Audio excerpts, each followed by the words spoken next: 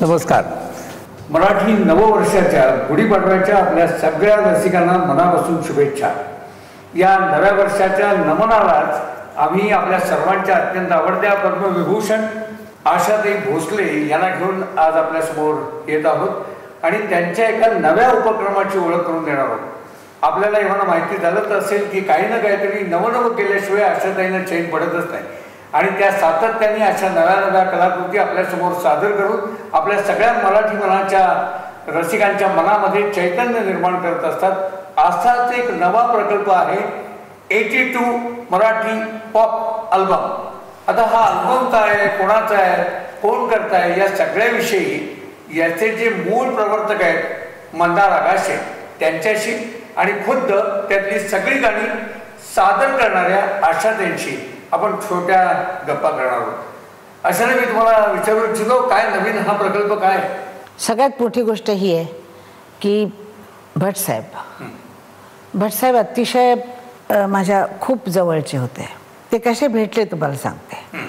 ते बाळासाहेबांच्या घरी, हृदयनाथ मंगेशकरांच्या घरी एक जेवढाचं लांब टेबल आहे, त्याच्यावर सगळे हे कवी म्हणा, लेखक म्हणा येऊन बसून रात्री गप्पा मारायचे. आणि माझी आपली रेकॉर्डिंग संपून परत येण्याची वेळ, लाईट दिसतोय तिथं जायचं. तिथे यांच्या गप्पा चाललेल्या आणि गाणी म्हणतायत वगैरे. अरे बाळ असं नाही असं वगैरे बोलतायत ते. तर मी आपले बघत उभी राहायचे, कारण मला कोणाची ओळख नव्हती, काही नव्हती. मी माझ्या कामात खूपच, मला दिवस रात्र कळत नव्हते असं असायचं. तर तेव्हा त्यांची ओळख झाली मला. तर ओळखलं नाहीत मला असं एकदम त्यांनी मला विचारलं. म्हटलं नाही ओळखलं. अहो तुम्ही माझं गाणं गालात आणि ओळखलं नाही मला. म्हटलं तुम्ही मला भेटला नसाल, नाही तर कसे ओळखणार. अहो तरुण आहे रात्र, तरुण नाही सॉरी, त्यांनी सांगितलं मलमली तारुण्य माझे. हे बाळासाहेबांच्या आधीचं गाणं आहे, बाळासाहेबांची नंतर गाणी. तर मी म्हटलं बापरे फार सुंदर तुमचं गाणं होतं, पण म्हटलं फार जरा तुमची गाणी थोडीशी म्हटलं अशी प्रेमाची वगैरे जरा जास्त असतात असं. तर हसले जोर जोरात. ते म्हणायला लागले त्याशिवाय जीवनात काय आहे. म्हटलं बरोबर आहे तुम्ही ते म्हणता, ते कुठलंही असो प्रेम प्रेमच असतं. नंतर मग त्याच्यावर आमच्या गप्पा सुरू झाल्या आणि ते एक एक शब्द सांगून म्हणजे लाईन म्हणून त्याचा अर्थ समजावून द्यायचे की माझी अशी त्याला हे आहे वगैरे. पण मलमली तारुण्य माझे हे गाणं होत असताना ते समोर आलेच नाहीत. एका कोपऱ्यात बसून होते आणि श्रीरामचंद्र म्युझिक देत होते. आणि त्या गाण्याला जरा त्रास झाला होता कारण सूर मिळत नव्हता. मग आम्ही खोलीमधून बाहेर येऊन थिएटरमध्ये बसून सगळ्यांना हे करून आणि मग ते गाणं रेकॉर्ड झालं होतं. त्यामुळे ते कोपऱ्यात बसून, पण ते अतिशय त्यांना माझा आवाज आवडायचा आणि माझं गाणं आवडायचं. आणि ते सगळं बाळाला वगैरे सांगायचे, अरे बाळा हे गाणं आशाताईंच्यासाठी वगैरे असं. मग प्रत्येक माणसाचं वागणं असतं वेगळं वेगळं. ते असे होते की जगाची त्यांना पर्वा नव्हती. जेवायला बसले, खायला बसले, मन सोक्त खायचं. तेव्हा आपल्यामध्ये हे नंतर मग हातामध्ये तंबाखू घेऊन कुठेही आले की. तर माझा वाढदिवस होता 60 वर्षाचा आणि 60 वर्षाच्या वाढदिवसाला म्हणजे फडके साहेब, देवसाहेब, सगळी मंडळी आपली जेवढी मराठीची मुख्य सगळी स्टेजवर बसलेली आणि यांचं आगमन झालं. त्यांचं आगमन झाल्यानंतर त्यांनी ते हातामध्ये तंबाखू घेऊन ते असे करत करत वर चढ. मी उठले, म्हटलं आधी तंबाखू खाली टाकून द्या बघूया, ही वेळ नाही तंबाखू खाण्याची. माझ्याकडे त्यांनी असं बघितलं, असं म्हणता बरं मी असं करतो, खाली टाकून दिली. मग येऊन माझ्याजवळ बसले. जरा तलप येते आहे. म्हटलं तलप वगैरे स्टेजवर कसली नसते, स्टेजवर स्टेज, इथे कसली तलप नाही. म्हटलं आपलं काम आणि आपण. मग त्यांनी जी ती कविता म्हणून दाखवली, मी थंडच पडले त्या कवितेनं. तुझे तारुण्य काय तुम्ही नेहमी सांगता ते नाही, तुझे तारुण्य असेच, माझ्यावर केलेली कविता. आणि सगळे लोक म्हणजे अगदी खराब झाली जेवढं जे त्यांचं ते. त्यानंतर मी त्यांच्या घरी गेले होते, तिथेही त्यांनी. आणि मी त्यांना एकदा विचारलं, म्हटलं भटसाहेब म्हटलं तुम्ही तरुण आहे रात्र अजूनही राजसा निजला असं कार्य. म्हटलं हे गाणं किती चावट आहे हो. म्हटलं ते तुम्हाला असं वाटतं. प्रत्येक माणूस आपल्या नजरेनं त्या गाण्याकडे बघतो. प्रत्येक माझ्या दृष्टीनं हे गाणं मार्फत आहे. मी देवाला सांगतोय की तू झोपलायस का अजून. तरुण आहे रात्र अजूनही, तू झोपलायस, एवढं सगळं चाललेलं आहे तरी तू झोपलेलाच आहे. मी देवाला सांगतो ही गोष्ट. ज्यावेळेला मी हे बाळासाहेबांना बोलले तर बाळासाहेब गालातल्या गालात हसले आणि म्हणाले चावट आहे तो. अशा आणि नेहमी ते मला भेटायचे आणि अतिशय त्याच्या म्हणजे गोष्टी. माझी सून आहे CKP पण गोरी सुंदर, तर ते दारात त्यांना भेटली. हे असे आपले जरा तसे आत आले. कोण मुली तू? तिनं सांगितलं माझं नाव आहे. हां, मग काय करते तू, काय करत होती, काहीतरी बोलली असेल 2-3 शब्द. आत आले. आशाबाई, आशाताई तुमची सून चांगलं मराठी बोलते. म्हटलं का? पारशी मुलगी इतकी सुंदर बोलते म्हणजे का? मी म्हटलं अहो नाही, ती CKP आहे. किती खराब आहे तिचं मराठी, सुधरून घ्यावं. असे होते ते. फार मजा यायची त्याच्याबरोबर. तुम्ही केव्हाही कुठल्याही कार्यक्रमामध्ये सुरेश भटांच्या बद्दल मनापासून बोलत असता आणि मी मनापासून त्यांना प्रेम करते. त्यांची एक एक कवितेचं आहे की श्वास तुझा बालकंस, स्पर्श तुझा पारिजात. असं कोण लिहू शकतं? त्यावेळेला मला ते एकदा बोलले होते की हा मुलगा, मी बघितलं असं, मी त्यावेळेला जास्त ओळखत वगैरे नव्हते. हा पुण्याचा मुलगा आहे आशाताई आणि हा फार मोठा मुलगा आहे, म्हणजे फार मोठ्या माणसाचा मुलगा आहे आणि गाणी चांगली करतो, मला त्याची गाणी आवडतात वगैरे असं. तर तू एक बाळासाहेब जे करतात ते क्लासिकल आणि ते असं मोठं काम असतं. हे म्हणजे हा जो करतो हा तरुण मनाचं करतो. म्हटलं कोण आहे तुमचा हा मुलगा? मंदार आहे. हां, मग त्यावेळेला मला नावं लक्षातच राहत नाही. मंदार आहे. म्हटलं मग तू एक काम कर की ही गाणी केव्हा ना केव्हा जरूर कर. ते इतकी कामात होते, माझी इच्छा असूनही ना मी लांबतच गेला. आणि बऱ्याच वेळेला होतं की आयुष्यामध्ये आपण विचार करतो की आपण हे करायचं आहे आणि कसल्या तरी कारणानं म्हणा, नशिबानं म्हणा, ते कधी होऊ शकत नाही आणि आपल्याला शेवटी खंत राहते त्या गोष्टीची. तीही खंत माझ्या मनाला इतकी लागलेली होती. पण त्यांची गाणी करताना एकच खंत मनाला राहिली की ते समोर नाहीत. बरोबर, ऐकायला. म्हणजे आता त्यांचं मनातलं स्वप्न सुरेश भटांच्या साकार होत आहे, पण ते प्रत्यक्षात नाहीये. ते नाही, हरकत नाही, पण त्यांना नक्कीच तिथपर्यंत पोहोचेलच. अशातही तुम्ही हा मुलगा जो म्हणताय तो मला वाटतं तुमच्या शेजारी बसलेला मंदार आगाशे. हो, मंदार आगाशे आपण सर्वांनाच खास परिचित. मंदारची मला सगळ्यात गोष्ट काय आवडते की मंदारला मी ज्यावेळेला बघितलं होतं त्यावेळेला त्याचं लग्न नव्हतं झालं आणि लग्न झाल्यानंतर मी त्यांच्या घरी गेले होते. असं चढण असलेलं घर, जसं राजेशाही असं होते. तुम्ही मनात म्हटलं वा, आणि अति मोठ्या माणसाचं घर आहे हे कळत होतं. आणि त्यानंतर बरीच वर्ष आम्ही भेटलो नाही. मी विसरूनही गेले की कोणी इतकं जगामध्ये माझं फिरणं असतं. तर मला लंडनची माणसं एकदम विचारतात आम्ही भेटलो होतो, तुम्ही विचार करत होते. खरंच माझ्या लक्षात राहत नाही. आणि काही काही लोक असे असतात विसरळ, मी त्यातली आहे. मंदार परत मला भेटला एअरपोर्टला. अरे म्हटलं हा मुलगा तोच आहे. हां म्हटलं मंदार का? म्हणे हा मंदार. अशा ते ओळखलं नाही मला. म्हटलं ओळखलं. काय करतो? मी अमेरिकेला जातो. तू अमेरिकेत काय करतो? मी ऑफिस काढलं आहे. हे तू आणि एवढं काम केलंस? एवढ्या सगळ्या उलाढाली आयुष्याच्या जात असताना त्या सगळ्या नीट करून हा मुलगा आज अमेरिकेला जातो आहे, काम करतो आहे. मला खूप आदर वाटला आणि असं वाटलं की मुलं व्हावीत तर अशी व्हावीत. त्यानंतर त्याचे एक एक काम बघत गेले मी. तो सॉफ्टवेअरमध्ये काय करून राहिला आहे, किती तो काम करतो आहे ते सगळं बघून. आणि सगळ्यात गोष्ट ही की अतिशय शांत. 2 महिने मी लक्ष दिलं नाही तरी त्यानं माझा पिछा सोडला नाही. मी एकदा फोन आला, बघते मी फोन किंवा मेसेज आला, मला मेसेज उलट करताना येत नाही तर मी वाचते आणि सोडून देते. मग हळूहळू मी मराठीचा त्याचं हे करून त्याला 1-2 शब्द लिहिले. तो खुश झाला की अच्छा चला लक्षात मार्गी लागतंय. मग त्याचा फोन यायचा. मग त्यानं काय केलं, झाडाचं मूळ पकडल्यावर ते हलू शकत नाही वरती पानं, तसं त्यांनी माझ्या मुलाला पकडला. माझा मुलगा आनंद भोसले. आणि त्याला सांगितलं की मला असं काम करायचं आहे आणि अशातही काही पकडीमध्ये येत नाही. मग मला त्यानं सांगितलं की आई मंदार आपला इतका जुना दोस्त आहे, किती वर्षापासून ओळखतोय, करू टाक ना 2 गाणी त्याला करायचे. म्हटलं बाबा करते, पण ते पहिलं हे काम संपायचं, ते काम मी करते.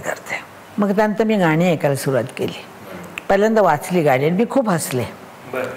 ठेवले मी तयार ओठाना, एकदा तू पुकार ओठाना.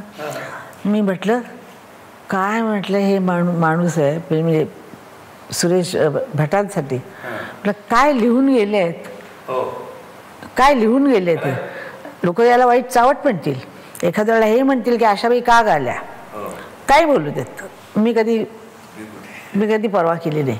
वाईट काही चोरी तर नाही केली, डाका तर नाही डाला, गाणंही गाया. आणि गाणं सुंदर आहे, मला ते आवडलं. आणि गाणं त्याच्यातलं ते पण फार सुंदर आहे. तर ते 2 गाणी पहिल्यांदा यांनी दिली. म्हटलं करूया, 2च करूया आधी. मग एक ऐकत गेले, मग एक चांगलं वाटत गेलं. मग शेवटी त्याला सांगितलं 8 दिवसात संपवायचं. मागं पडले मी, जर स्टुडिओत बसले, म्हटलं चल करून टाकायचं. एक गाणं अवघड आलं की त्यांचं गाणं आणि ते रॉकमध्ये काय त्या गाण्याचे शब्द मी विसरून जाते. हे शब्द ना, आता जगायचे असे माझे किती क्षण राहिले, आता जगायचे असे माझे किती क्षण राहिले, माझ्या धुळीचे शेवटी इथे किती कण राहिले. क्या बात. त्या गाण्याला ज्यावेळेला रॉक केलं त्यावेळेला मी जरा विचारात पडले, म्हटलं हे रॉक गाणं कसं काय केलं. पण याचा कमाल आहे, त्यानं असे शब्द घेतलेत आणि त्याला रॉक केलंय.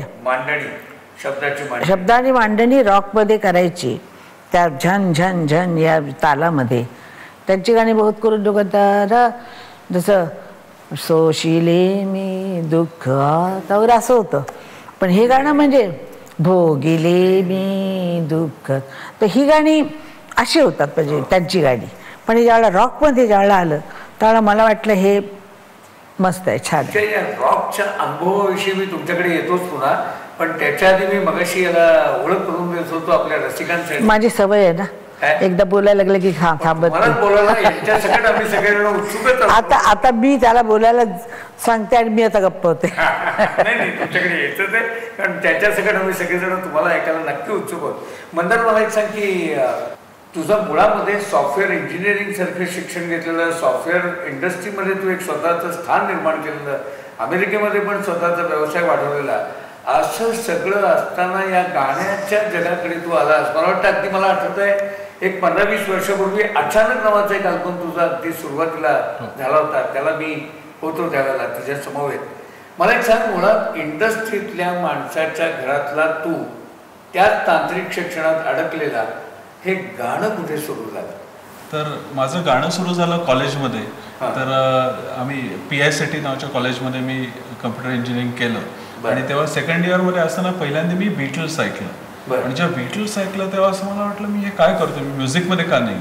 सो इतक्या लेट मी म्युझिकमध्ये आलो आणि स्वतःहून गिटार शिकलो स्वतःहून. पण मग मला तेव्हाची पॉप्युलर गाणी वाजवता येईना, म्हणून मग मला स्वतः गाणी लिहायला लागली, कंपोज करायला लागली, इंटर कॉलेजिएट कॉम्पिटिशनमध्ये भाग घ्यायला, नाहीतर there was no other option. So त्यांनी ते सुरुवात केली आणि बेसिकली सॉफ्टवेअर हे फील्ड हे पण क्रिएटिव्ह आहे आणि म्युझिक डायरेक्शन पण हे क्रिएटिव्ह आहे. सो बेसिकली त्या सॉफ्टवेअर इंजिनिअरिंगमुळे मला क्रिएटिव्ह स्टाईल निर्माण झाली. किंवा आम्हाला सगळ्यांना सॉफ्टवेअर फील्डमध्ये जनरल क्रिएटिव्ह असतात. माझे जवळजवळ सगळे चांगले प्रोग्रॅमर मित्र, अतिशय सुंदर, कोणी पियानो वाजवतो, कोणी गिटार वाजवतो. So usually all software engineers किंवा IT engineers are good musicians. So फक्त त्याच्यातला प्रॉब्लेम मी ते फॉलो करून पुढपर्यंत येतोय. आणि मी इंग्लिशमध्ये गाणी करत होतो, स्वतः लिहित होतो, स्वतः त्याला चाली लावत होतो, गात होतो.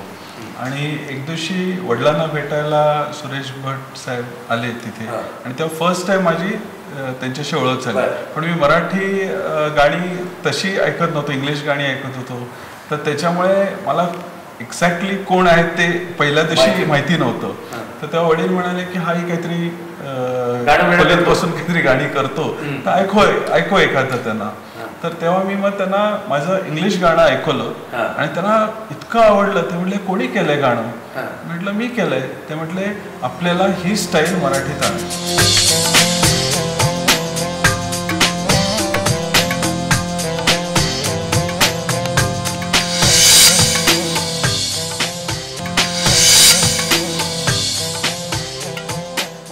सांग, पण तू कदाचित मला वाटतं तेवढ्या मनपूर्वक बोलावं का न बोलावं म्हणून बोलत नसशील.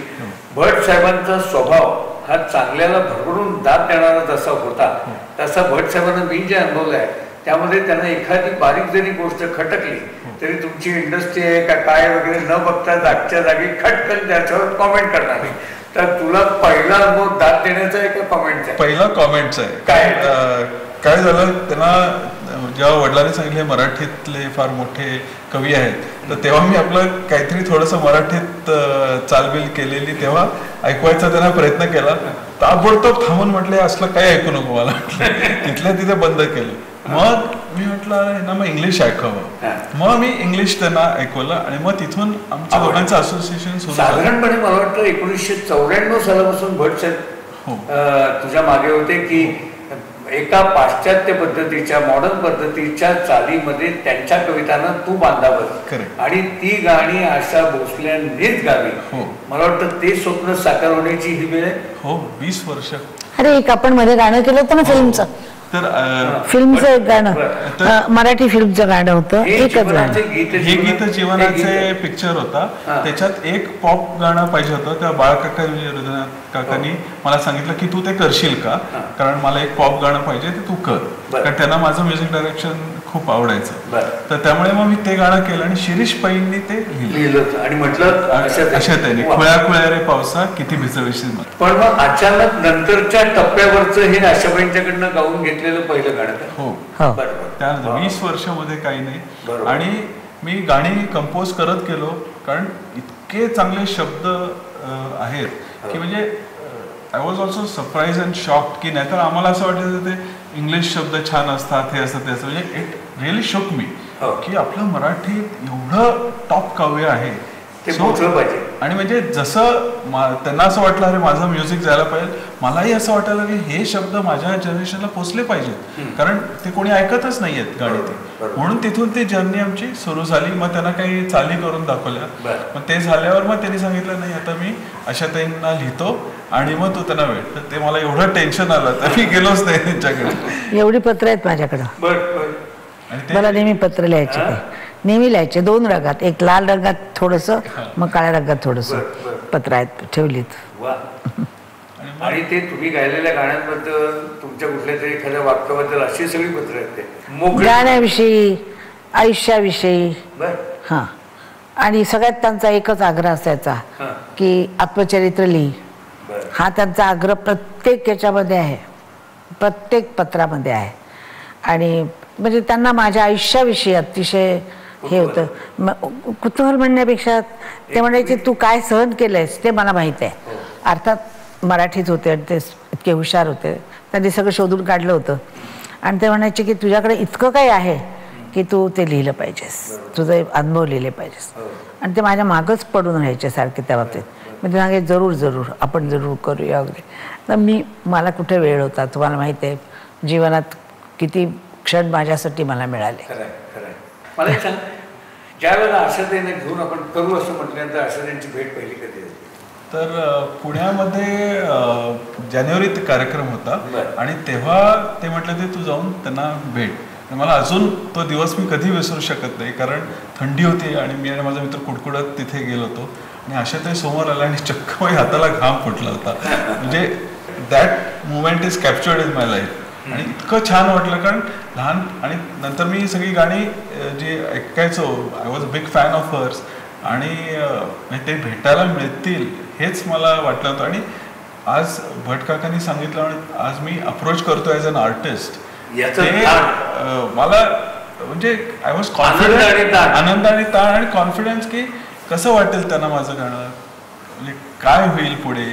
माझी कारण स्टाईल एकदम वेगळी आहे, मी शिकलेलो नाही गाणं. मला म्हणजे इनफॅक्ट जे माझे म्युझिशियन्स आहेत ते म्हणतात इनफॅक्ट तू शिकू नको. मला बाळकाकांनी सांगितलं की तू शिकू नको गाणं, कारण यू आर युनिक बिकॉज तू शिकलेला नाहीस. त्याच्यामुळे तू कॉर्ड्स तुला ज्या करेक्ट वाटतात त्या वापरतोस, त्याच्यामुळे ते गाणं वेगळं होत जातं. आणि ते स्वतः बीटल फॅन असल्यामुळे त्यांनी माझं प्रत्येक गाणं मी रात्रंरात्र बसून त्यांनी माझं सगळे गाणी अनालाइज केली आणि त्यांनी मला सांगितलं हे छान आहे, हे कर ते कर.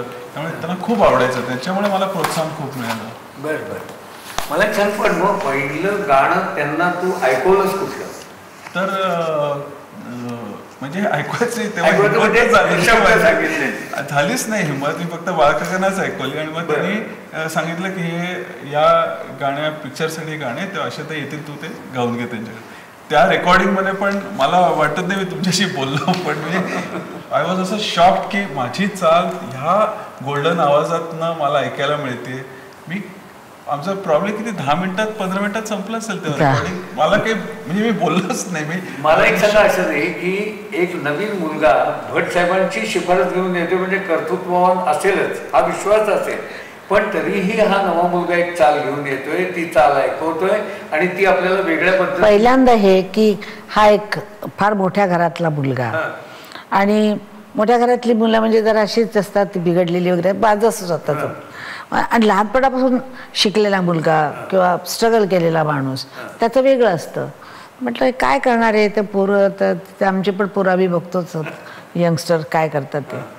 तर मी म्हटलं ठीक आहे करतायत करा असं. त्यावेळेला असं माझ्या बरं, पण ते गाणं चांगलं झालं होतं, छान झालं होतं. पण त्यानंतर बरेच वर्ष गेल्यानंतर, खूपच वर्ष गेल्यानंतर मला असं वाटलं की ज्यावेळेला त्यांनी मला सांगितलं की आपण गाणी करूया आणि भट साहेबांची, त्यावेळेला माझ्या मनात असा विचार आला की भट साहेबांनी मला सांगितलं होतं की ह्याच्याकडनं कर म्हणून. त्यावेळेला अर्थात मी भट साहेबांना खूप मानत होते, तरी माझ्यासाठी हा आता लहानसा मुलगा होता. तर मी म्हटलं भट साहेबांची गाणी हे काय करणार, त्याच्यासाठी बाळासाहेब पाहिजेत असं एक मनामध्ये की ते तो भारदस्तपणा ते असेल ते त्यावेळेला मनामध्ये भरलेलं होतं. पण मी जसं जसं जग बघत चाललेले आहे आणि प्रत्येक जगाच्या पावलाप्रमाणे पावलं टाकत चाललेले आहे, तर मला हे जाणवत गेलं की जुनं फार छान आहे, ते लोक विसरणार नाहीत. पण अगदी जे लहान पोरं आहेत त्यांना असं गाणं पाहिजे जे ते स्वतः गाऊ शकतील. आज ॲडल जी लोकांना आवडते इंग्लिश, माझ्या नातीला म्हणा कोणा का आवडते, सोपं सरळ स्वच्छ गालेलं, हे असं काहीतरी नवीन आलं तर लहान मुलांमध्ये आपण परत येऊ शकतो. आता मी डब केलेली गाणी लहान मुलं गातात. आता तुम्ही बघा एका पिक्चरला ते गाणं आलं हंगामा हो गया, किती जुनं गाणं, पण ते परत लोकांमध्ये हिट झालं. याचा अर्थच मुलांना आवडणारं जर दिलं तर आपलं आयुष्य आणखीन वाढत जातं. 72 वर्ष झाली आणि माझ्या करिअरला लोकांच्या वयाची करिअरची झाली. मला पहिलं गाणं हे दिलं त्यानं, आसवांचे जरी हसे झाले हे तुला पाहिजे तसे झाले, हे फक्त तिरवत. चंद्राला निघून गेला ऐन वेळी असे कसे झाले. मला इतकं आवडलं हे गाणं. ट्यून, शब्द तर काही प्रश्नच नाही, पण ती ट्यून मला इतकी आवडली की मला पुढं ऐकायची इच्छा झाली. जर पहिल्यांदा जर ट्यून बरी नसती ना तर ते कागद परत गेली असती.